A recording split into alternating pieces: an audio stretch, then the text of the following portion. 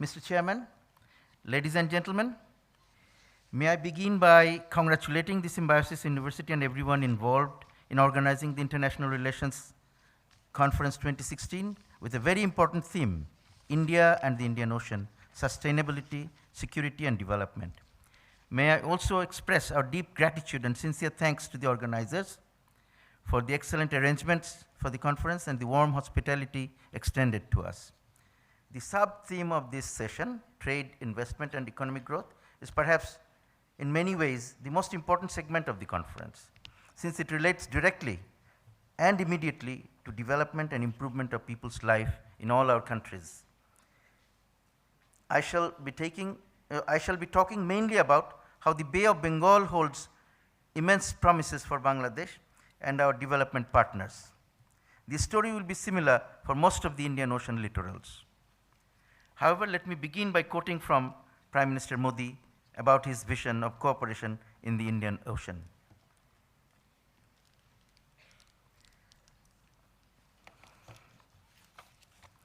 Prime Minister Modi's vision is renewing India's compact with the Indian Ocean region, going beyond perfunctory doctrines and staid dimension of sea denial and sea control to embrace the progressive idea of sea harness that perceived the commodious oceans as integral domains of shared security, shared prosperity, and shared development.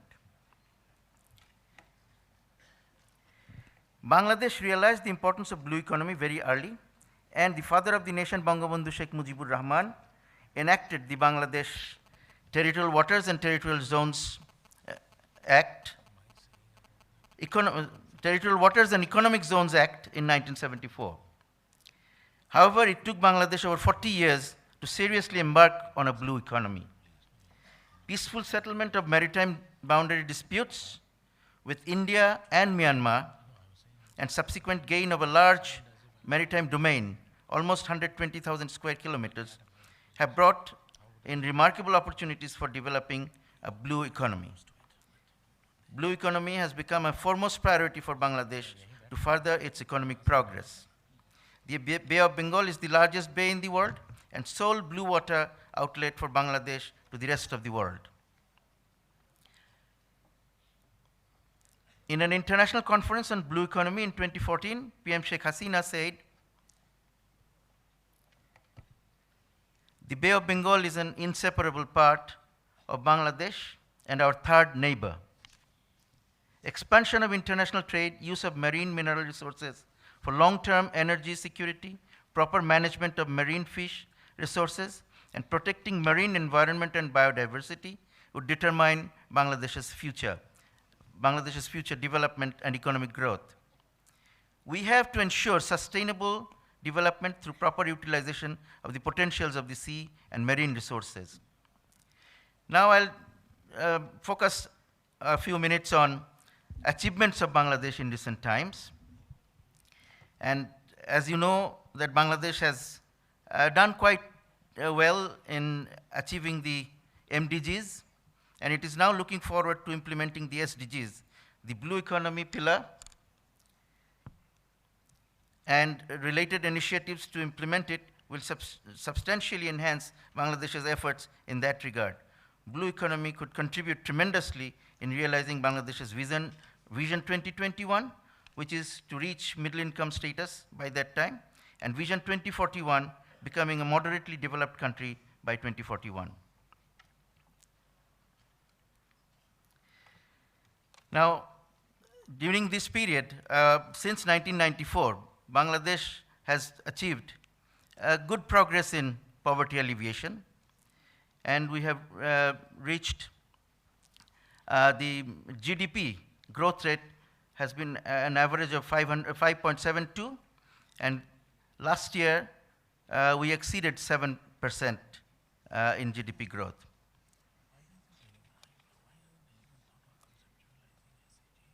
Bangladesh's purchasing power capacity has doubled between 1994 and 2015 from $800 to $1488.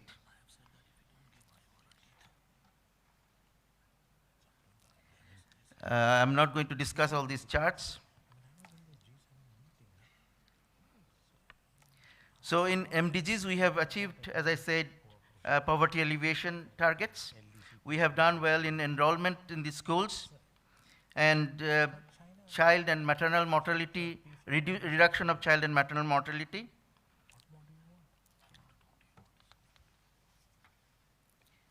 And it has been acknowledged by the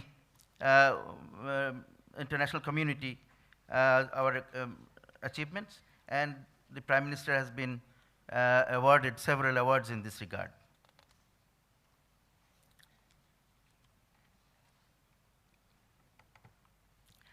This development has ensured, this progress has ensured that our development partners are taking greater interest in Bangladesh now.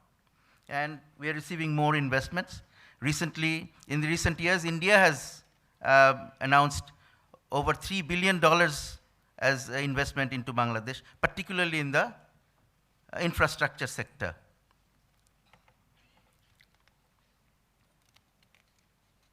And Bangladesh, in order to attract foreign direct investment from development partners, has really improved the investment climate.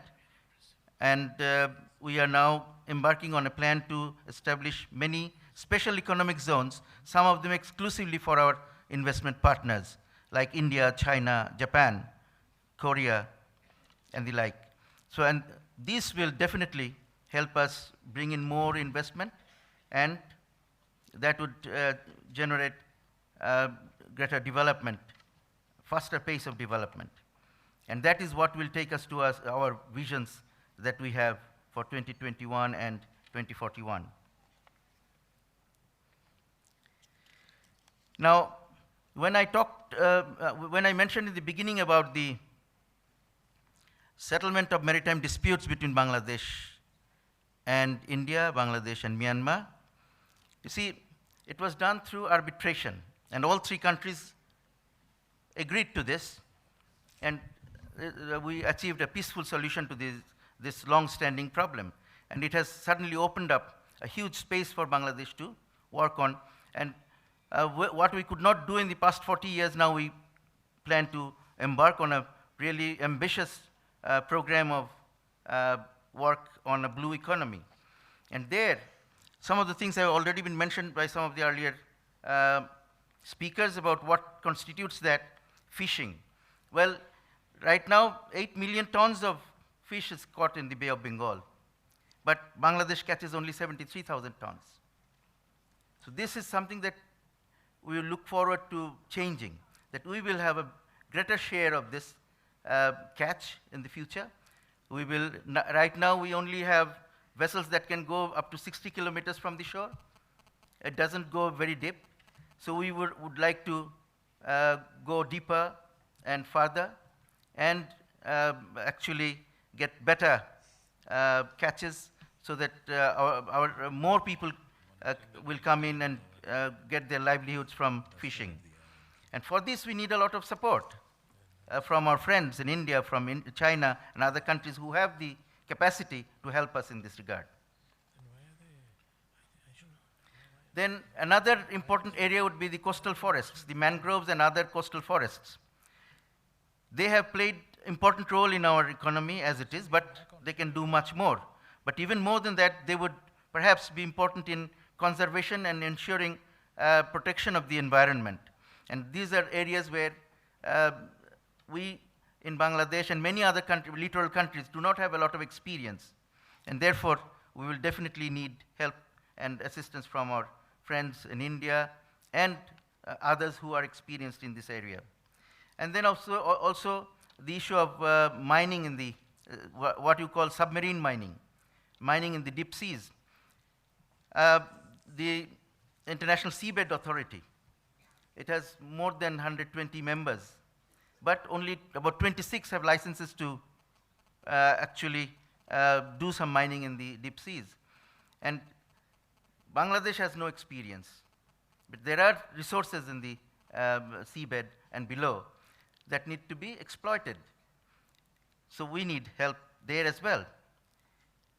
And overall, you know, about the resources in the bay or any other oceans and seas, I think, as was mentioned earlier, lack of information is a very important challenge. And therefore, we need to invest in education and research and surveys. Surveys, we are not capable of doing them ourselves. But in the past, we have taken help from our development partners, and there is much more that can be done. And in recent years, especially after the resolution of the boundary disputes, we have started opening up departments studying marine sciences, marine biology and other marine sciences that are going to be very important here. But we need also expertise from our friends abroad. Oil and gas is, everybody talks about oil and gas in the seas, but Bangladesh only has one gas block that is actually producing right now in, okay. So we need to work in this direction also. And then renewable resources like wave energy, wind energy, solar energy, current energy. And connectivity, because sea is the main route of connectivity for international trade for all countries, most countries at least. And we have neglected coastal shipping for a long time. That is another area that needs to be picked up. And India definitely will be one of our major partners in that respect.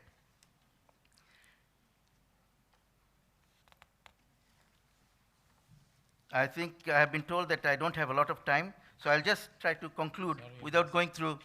No, it's okay. I have my PowerPoints are there, and if anybody is interested, they'll do it. But then I'll finish by saying a couple of things. Mr. Ram Madhav, Director, India Foundation and National General Secretary of BJP, spoke earlier in the inaugural session recently. He was instrumental in organizing the Indian Ocean Conference 2016 in Singapore in September this year. The key word used in the concept note for that conference was committee, which emphasizes peace, friendship, and cooperation. I think that is the true spirit we must adhere to as we seek to promote development through cooperation in the Indian Ocean region. That would launch us on the way to achieving what Prime Minister Modi said, Sabko Saath, Sabko Bikash. And finally, the world is one family. Vasudha Kutumbakum, the motto of Symbiosis University. Let us make this world a harmonious family, doing away with family feuds as much as possible. Thank you.